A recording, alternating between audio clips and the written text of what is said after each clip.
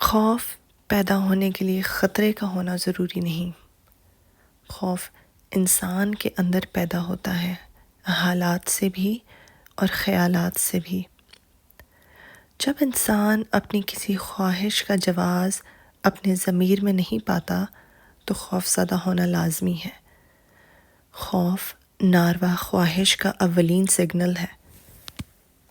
ہر انسان کو کسی نہ کسی سے محبت ضرور ہوتی ہے، اور اگر وہ محبوب انسان اپنی ہی ذات گرامی ہو تو خوف سے بچنا محال ہے۔ اپنے آپ سے محبت دوسرے انسانوں سے تصدیق کا تقاضا کرتی ہے، اور دوسرے انسان اس انسان سے محبت نہیں کر سکتے جو اپنے آپ اور صرف اپنے آپ سے محبت کرتا ہے۔ اس لیے دوسروں کے عدم تعاون کا خیال ہی خوف پیدا کرتا ہے۔ خوف اس بات کا ہوتا ہے کہ مجھے جاننے والے مجھے ماننے والے نہیں ہیں۔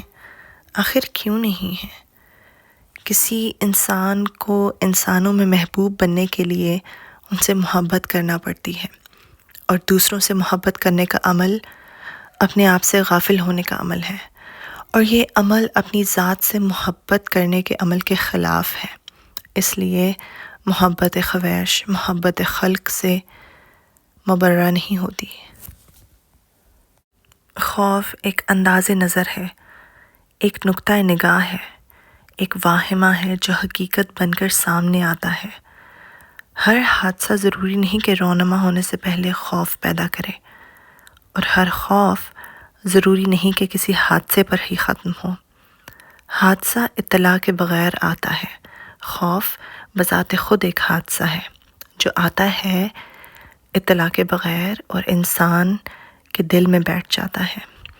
یہ گھس بیٹھیا کہاں سے آتا ہے، کیسے آتا ہے، کیوں آتا ہے، کیا معلوم۔ بدنیتی کی فوری سزا خوف ہے۔ نیت اعمال سے مخفی ہوتی ہے، اس لیے خوف اعمال کے نتیجوں سے بے نیاز ہوتا ہے۔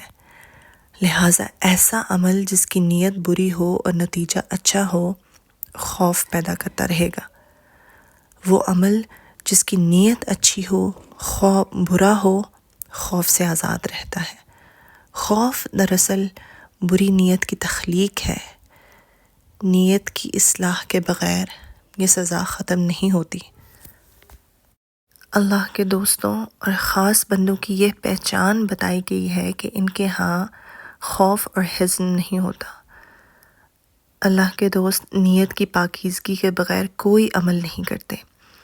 ان کے اعمال اچھی نیات کی وجہ سے درست ہیں۔ نتیجے سے بے نیازی ہی خوف سے بے نیازی ہے۔ اندیشہ ہماری خواہش کے برعکس کسی نتیجے کا امکان ہے۔ جب خواہش خوش نیت ہو تو کسی بھی قسم کا نتیجہ خوف پیدا نہیں کر سکتا۔ جب خواہش بدنیت ہو تو کسی بھی قسم کا نتیجہ خوف سے بچا نہیں سکتا۔ اللہ کے دوستوں کا ملال نہیں ہوتا۔ کسی شے کے کم ہونے یا گم ہونے سے ملال پیدا ہوتا ہے۔ اگر انسان اپنی کسی حاصل پر ہمیشہ قابض رہنے کی خواہش نکال دے تو ملال پیدا نہیں ہوگا۔ مثلاً اپنے حسن، اپنی جوانی کو ہمیشہ قائم رکھنے کی لا حاصل خواہش نہ کی جائے تو کبھی ملال نہیں ہوگا۔ خوف اور حزن حاصل کو مستحکم بنانے کی خواہش اور کوشش کے نتیجے میں پیدا ہوتے ہیں۔ زندگی کو ہمیشہ زندہ رکھنے کی خواہش موت کے خوف سے نہیں بچ سکتی۔ زندگی صرف ماضی اور مستقبل کے سنگم کا نام ہے۔ ماضی اور مستقبل دونوں ہمارے اختیار میں نہیں۔ حال پر اختیار برقرار رکھنے کی سعی ناکام خوف کے سوا کچھ پیدا نہیں کر سکتی۔ خود کو محفوظ بنانے کی خواہش غیر محفوظ ہونے کا اعلان ہی تو ہے۔ ایسا کیوں؟ شاید زندگی اپنے اندر گرتی رہتی ہے، ریت کی دیوار کی طرح۔ اسے کسی آندھی یا طوفان کے تکلف کی ضرورت نہیں۔ انسان کا وجود اور ارادہ اندر سے مفلوج ہوتا رہتا ہے۔ باہر کے موسم تو ہمیشہ وہی رہتے ہیں۔ بہاریں اور خزائیں آتی جاتی رہتی ہیں، لیکن ہم اپنے اندر بے نام اندیشے پالے رہنے کی وجہ سے یکسر بدل جاتے ہیں، اور پھر ہمیں نہ بہار راس آتی ہے اور نہ خزاں۔ انسان اندر سے ٹوٹ جائے تو تعمیر حیات کی کتابیں مدد نہیں کر سکتی۔ خوف اس انسان کو اس انسان سے آتا ہے جس کو وہ خوف زدہ کرتا ہے۔ ہمارے رتبے اور مرتبے ان لوگوں میں خوف پیدا کرتے ہیں جو ان مراتب کے خواہاں ہوں۔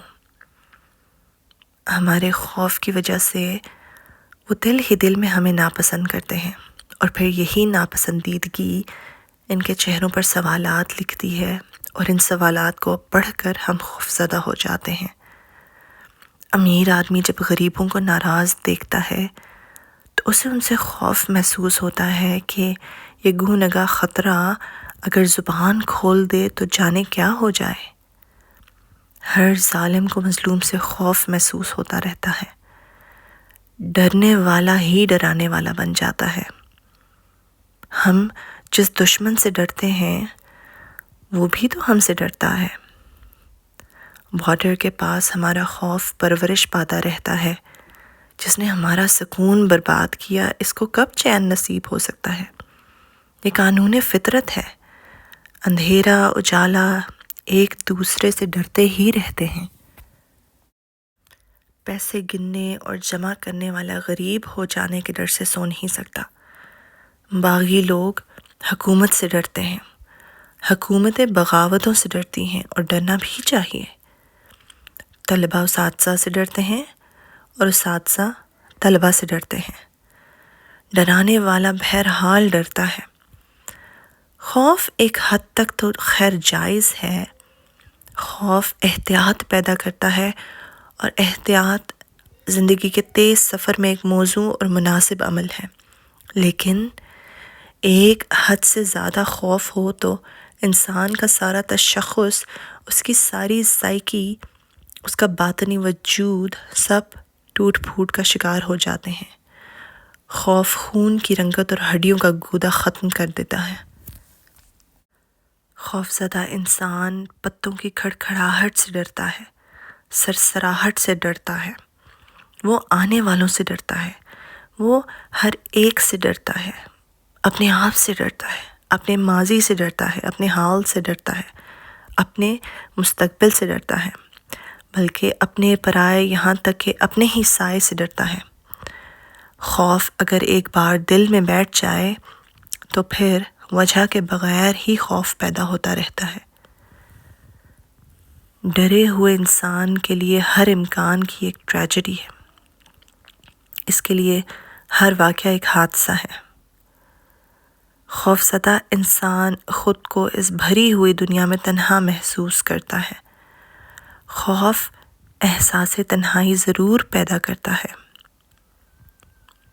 خوفزدہ انسان کی مثال ایسے ہے جیسے کسی وسیع صحرا میں تنہا مسافر کو رات آ جائے، اور جب انسان اپنے وجود سے بے خبر ہو، اسے اپنے وجود کا احساس بھی مشکل سے ہوتا ہے۔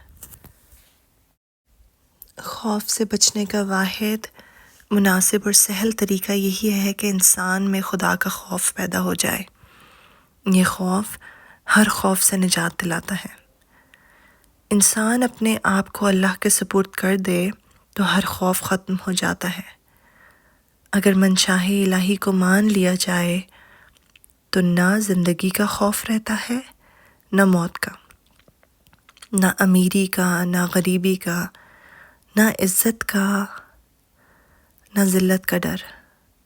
یہ سب اس کے انداز ہیں۔ وہ جو چاہے عطا کرے، ہمیں راضی رہنا ہے، ورنہ ہماری سرکشی اور خود پسندی کی سزا صرف یہی ہے کہ ہمیں اندر سے دبوچ لیا جائے۔ ظاہر کے جسم کو تو کوئی خراش نہیں ہو، لیکن اندر سے باطنی وجود کاش کاش اور پاش پاش ہو چکا ہو۔ جب زمین والوں کی بدعمالیاں حد سے بڑھ جائیں تو آسمان سے عذاب کا دیباچہ خوف کی صورت میں نازل ہوتا ہے۔ ممالک، حکومتیں، معاشرے، تہذیبیں، افراد غرض یہ کہ ہر ذی جان خوف زدہ ہو جاتا ہے، ہر شخص یہی محسوس کرتا ہے کہ نہ جانے کب کیا ہو جائے، ہر ارتقاء اندیشے سے دوچار ہوتا ہے، ہر شے ایک بے نام اندیشے کے سائے میں لپٹی ہوئی نظر آتی ہے۔ جب انسان خدا سے دور ہو جائے تو سکون انسان سے دور کر دیا جاتا ہے اور اس کی جگہ اندیشہ اور خوف مسلط کر دیا جاتا ہے۔ جب زندگی اپنی افادیت، معنویت اور تقدیس کھو دے تو نتیجہ خوف کے علاوہ کیا ہو سکتا ہے؟ انسان جب انسانیت ترک کر دے تو اسے خوف سے بچانا مشکل ہے۔ خوف اور مسلسل خوف، بے وجہ اور بے معنی خوف ایک عذاب ہے۔ اس کرب مسلسل سے بچنے کا واحد ذریعہ یہی ہے کہ انسان خوف خدا رکھے، انسان یہ نہ بھولے کہ اس کا قیام عارضی ہے، اسے ضرور اسی راستے پر گامزن ہونا ہے جس پر اس کے آباء و اجداد سفر کر گئے۔ خیال اور عمل کا فرق کم کرنے سے خوف کم ہو جاتا ہے۔ اپنے حاصل اور حق میں فرق مٹ جائے تو خوف مٹ جاتا ہے۔ خوف کسی غلطی، کسی غفلت، کسی گناہ اور کسی جرم کی یاد ہی کا نام ہے۔ خوف خود کوئی شے نہیں، یہ صرف نشاندہی کرتا ہے کسی ناروا عمل کی، کسی نامناسب رویے کا نتیجہ ہے۔ خوف زدہ انسان اول تو کوئی فیصلہ نہیں کر سکتا، اور اگر کر بھی لے تو غلط فیصلہ کر جاتا ہے۔ خوف اعصاب شکن بیماری ہے اور اس سے انسان کی تمام فکری صلاحیتیں سلب ہو جاتی ہیں اور اس کی شخصیت ریزہ ریزہ ہو جاتی ہے۔ خوف کا پسندیدہ مسکن اس انسان کا دل ہے جس میں احساس گناہ تو ہو لیکن گناہ چھوڑنے کی طاقت نہ ہو۔ خوف زدہ انسان کی ہر بازی مات، ہر جنگ شکست اور ہر کوشش ناکام ہوتی ہے۔ خوف خوراک سے طاقت اور نیند سے راحت چھین لیتا ہے۔ سب سے بدقسمت وہ ہے جو اپنے مستقبل سے خائف ہو۔ جدا ہونے والے ہمزاد اور ادب نہ کرنے والی اولاد سے خوف آتا ہے۔ اگر خیال کی اصلاح ہو جائے تو خوف دور ہو سکتا ہے۔ ماضی کی غلطیوں پر توبہ کر لی جائے تو خوف دور ہو جاتا ہے۔ اللہ کی رحمت پر بھروسہ کر لیا جائے، اس کے فضل سے مایوسی نہ ہونے دی جائے تو خوف نہیں رہتا۔ کوئی رات ایسی نہیں جو ختم نہ ہوئی ہو، کوئی غلطی ایسی نہیں جو معاف نہ کی جا سکے، کوئی انسان ایسا نہیں جس پر رحمت کے دروازے بند ہوں۔ رحم کرنے والے کا کام یہی ہے کہ رحم کرے۔ رحم اس فضل کو کہتے ہیں جو انسانوں پر ان کی خامیوں کے باوجود کیا جائے، اور یہ رحم ہوتا ہی رہتا ہے۔ کسی کو خوف زدہ نہ کیا جائے تو خوف کا عذاب ٹل جاتا ہے۔ دعا سے خوف دور ہوتا ہے، اور دعا کا حاصل اور اس کا ماحصل یہی ہے کہ یہ ہمیں ہمارے خوف سے نجات دلاتی ہے۔